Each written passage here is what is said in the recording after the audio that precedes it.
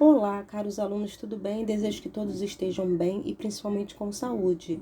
Se cuidem, viu? Eu sou a professora Fernanda Caldas de Química e estamos juntos para mais um momento de aula online. Vamos começar falando sobre distribuição eletrônica. Para isso, nós vamos revisar o nosso modelo atômico de Rutherford Bohr. Esse modelo também é conhecido como sistema planetário ou sistema solar, em que nós temos um núcleo que é carregado positivamente com prótons e nêutrons. Em torno desse núcleo, nós temos uma eletrosfera girando com minúsculas partículas dotadas de carga elétrica negativa, que são os elétrons. Entre o núcleo e a eletrosfera existem enormes espaços vazios. Nós temos, então, as camadas eletrônicas que justificam a estabilidade do átomo, em que esse átomo então gira numa camada eletrônica com energia quantificada ou quantizada, de forma com que em nenhum momento esse elétron possa colapsar no núcleo do átomo, já que a carga dele é negativa e do núcleo é positiva. Então, com isso, nós justificamos a estabilidade do átomo através do modelo de Bohr. As camadas são 7. Nós temos as camadas KLMNOPQ, sempre de dentro para fora, sendo a camada K a mais próxima do núcleo e a Q a mais afastada. Nós temos um N igual a 1, indo até N igual a 7, que representa o número quântico principal, que representa a numeração dessa camada pertencente ao átomo em estudo.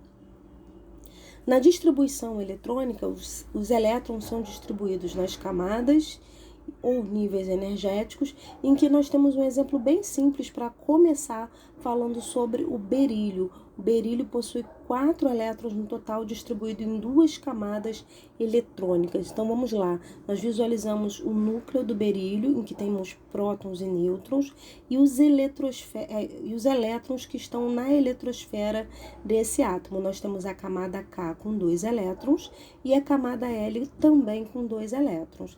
Mas por que será que esses 4 elétrons não estão numa única camada? Poderia estar só na camada K ou só na camada L? Não!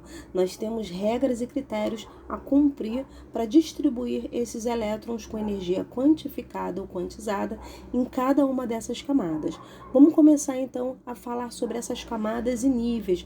Nós temos uma quantidade máxima de elétrons para cada uma delas. A camada K é igual a 2, a L é igual a 8, a M 18, N e O são 32, o P 18 e o Q 8.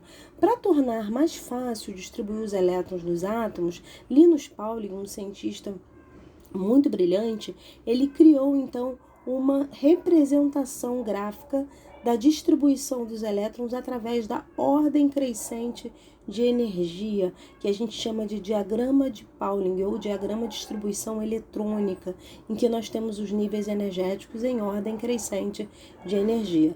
Então, voltando lá para a camada K, que tem o total de elétrons igual a 2. Como ela é a nossa primeira camada, nós vamos representar então como 1 de primeira e o subnível S, que é com um total de 2 elétrons. Então, vai ficar 1s2. A minha camada L tem um total de 2 elétrons. Nós estamos na segunda camada, então nós temos 2s2 e 2p6, somando 8 elétrons da camada L. A minha camada M tem 18 elétrons, então eu tenho 3s2, 3p6 e 3d10, somando os 18 elétrons da camada M.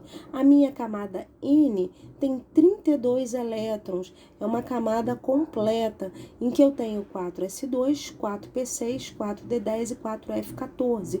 O total de elétrons somam os 32. Para a camada O, é a mesma coisa da camada anterior, e agora usando o número quântico principal, 5. Então, eu tenho a quinta camada, sendo 5s2, 5p6, 5d10 e 5f14, somando os 32 elétrons. A camada P, eu tenho o total 18 elétrons no 6s2, 6p6 e no 6d10. E por fim, a camada Q, eu tenho 8 elétrons, 7s2 e 7p6. Nessa representação gráfica, eu comentei a todo momento aí o total de elétrons por subnível. O S sempre como 2, o P como 6, o D como 10 e o F como 14. Esses valores, eles são apresentados para a gente como expoentes. Vamos fazer o nosso primeiro exemplo. Vamos falar sobre o magnésio, que tem número atômico 12 e também 12 elétrons. Vamos então distribuir esse átomo de magnésio com seus 12 elétrons. Vamos começar sempre pelo subnível 1s2, onde só cabem 2 elétrons. E posteriormente eu vou seguir até completar 12 elétrons. Atenção, eu não posso pular setas e tenho que acompanhar todos os subníveis até chegar ao número desejado. Se for necessário, eu retiro uma quantidade determinada de elétrons sempre do último subnível. Vamos lá, camada K, eu vou utilizar o subnível 1s2, é a nossa primeira seta. A nossa segunda seta, eu vou utilizar o 2s2, já estou somando 4 elétrons. A nossa terceira seta, eu vou utilizar o 2p6 e o 3s2. Esse somatório de expoentes dá para gente o total de 12 elétrons na distribuição eletrônica do magnésio no diagrama de Linus-Pauling. O que a gente pode observar então dessa distribuição? Que foi 1s2, 2s2, 2p6 e 3s2. Nós temos então as camadas, a camada K igual a 2, a camada L representada pelo número 2, eu tenho um total de 8 elétrons, e a camada M representada pelo total de 2 elétrons, eu tenho o número 3 para representar. Então, eu tenho o total de 12 elétrons, sendo a camada K novamente 2, L 8 e M 2. Vamos pegar um exemplo maior, né? Mais complexo. Vamos ver o vanádio. O vanádio são 23 elétrons para nós distribuirmos. Vamos começar com a nossa primeira seta, 1s2. Segunda seta, 2s2. Estou somando 4 elétrons. Terceira seta de trás para frente, 2p6 e 3s2. Quarta seta de trás para frente, 3p6, 4s2.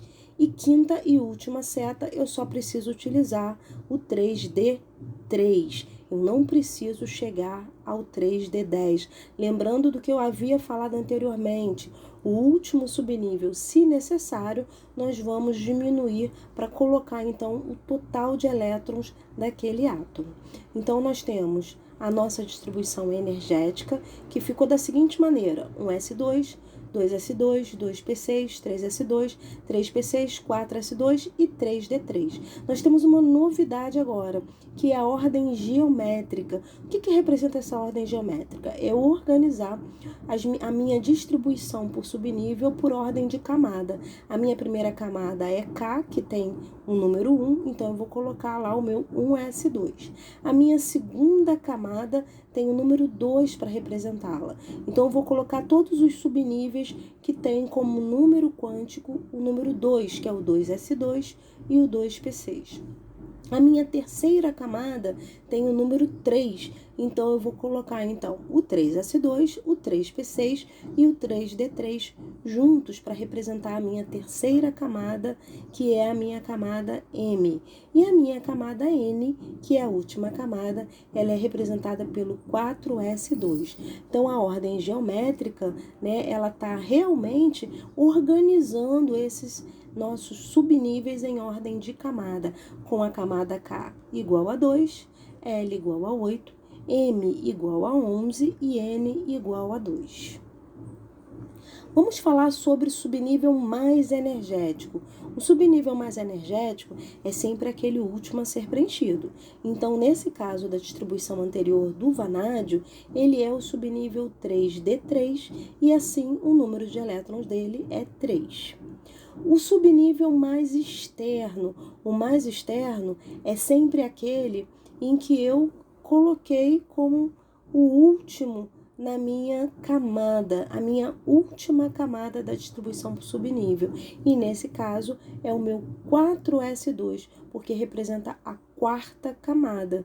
Então, cuidado, gente, nem sempre o subnível mais energético, que é o último da distribuição, é o mesmo do subnível mais externo, que é aquele que representa a minha última camada na minha distribuição geométrica.